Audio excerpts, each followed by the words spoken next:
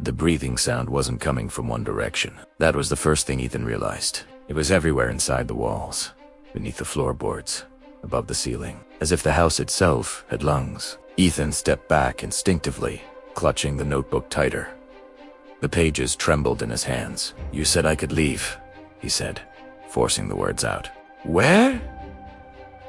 "For." The man glanced at the blank wall where the door should have been. "The house decides when exits exist." "That wasn't the deal," Ethan snapped.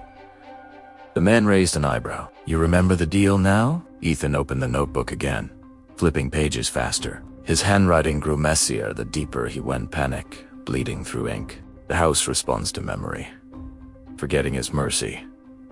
Remembering is punishment. "What does that mean?" his son demanded. The lights dimmed slightly, as if the house were listening. The man gestured toward the hallway. "Walk with me. It's safer if you don't stay in one place too long." "Safer from what?" The man didn't answer. They walked. The hallway seemed longer now, stretching subtly with each step. The photographs on the walls had changed. Some frames were empty. Others showed scenes Ethan had never lived yet somehow recognized.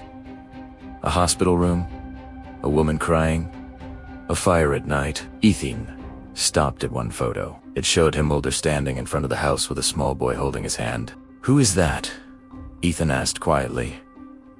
The man looked away. "You never ask about him early enough." A low creak echoed behind them. Ethan turned. The wall they had just passed was closer now. Too close. The house was shrinking the space. "Okay," Ethan said quickly.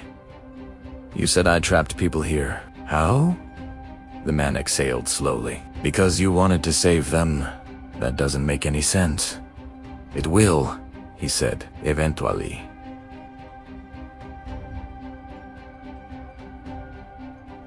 Eventually. It always does.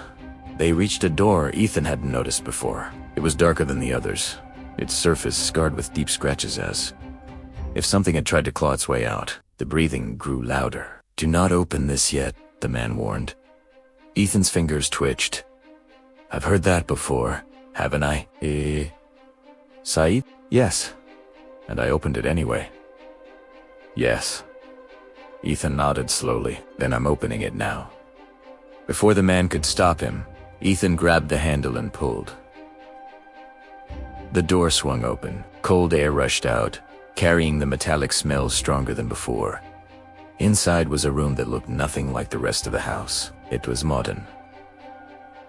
White walls, fluorescent lights, surveillance monitors lining one side, all showing different parts of the house always. Rooms, staircases, and people. Dozens of them. Some pacing. Some sitting motionless. Some staring directly into the cameras, as if they knew Ethan was watching. "Jesus," Ethan whispered. "They're alive?" "Yes," the man said behind him. "For now." Ethan stepped inside. The monitors flickered as he passed, responding to his presence. "Why are they here?" he asked. The man's voice tightened. "Because the house feeds on unresolved moments. Regret. Guilt. Choices that never found closure." Ethan turned. "And me." The man met his eyes. "You build a lock." A memory flickered at the edge of Ethan's mind-on image of code on a screen. Equation spiraling. Desperation thick in his chest. "I was a researcher," Ethan murmured suddenly, "studying memory decay. Trauma loops." The man said nothing. "I was trying to help people forget," Ethan continued, "to erase the worst moments." The room trembled. Some of the people on the screens began screaming soundless, mouths wide open. But forgetting had a cost, Ethan said slowly. The memories didn't disappear. They needed somewhere to go. The house groaned, deep and angry. "This place," Ethan whispered. "It's a container." "Yes," the man said. "Built from your design. Fed by your mind." Ethan staggered back. "Then why? Don't I remember any of this?" "Because you erased yourself too," the man replied. "Over and over, to live with what you'd done." Ethan looked at the notebook again, forgetting his mercy. The breathing suddenly stopped. The silence was worse. Every monitor went black, except one. It showed the front door. It was back. Unlocked. Ethan's heart raced. "That's my exit." "Yes," the man said quietly. Ethan turned to him. "You said if I leave, I forget everything again." The man nodded. "And the house keeps running on autopilot.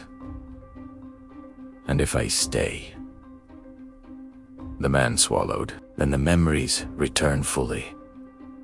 All of them, and the house will no longer need you." Ethan frowned. "What happens to them?" He gestured at the screens. "They'll be released," the man said. "Or destroyed. The system can't exist without its anchor." Ethan stared at the door. Freedom, ignorance, a normal life. Or truth, pain, responsibility. "Who are you?" Ethan asked softly. The man hesitated. Then he said, "I'm what you left behind to guard the guilt." Ethan's breath hitched. "You're me."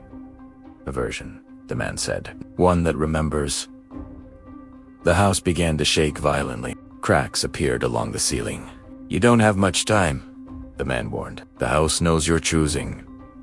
Ethan closed his eyes. Images flooded back faces. Screams. Promises he'd made to people begging him to take their pain away. He opened his eyes. The door was still open. Waiting. Ethan took one step toward it, then stopped. He turned back. "I'm done running," he said. The man's expression softened relief, mixed with fear. "Then brace yourself." Ethan stepped away from the door. It slammed shut on its own.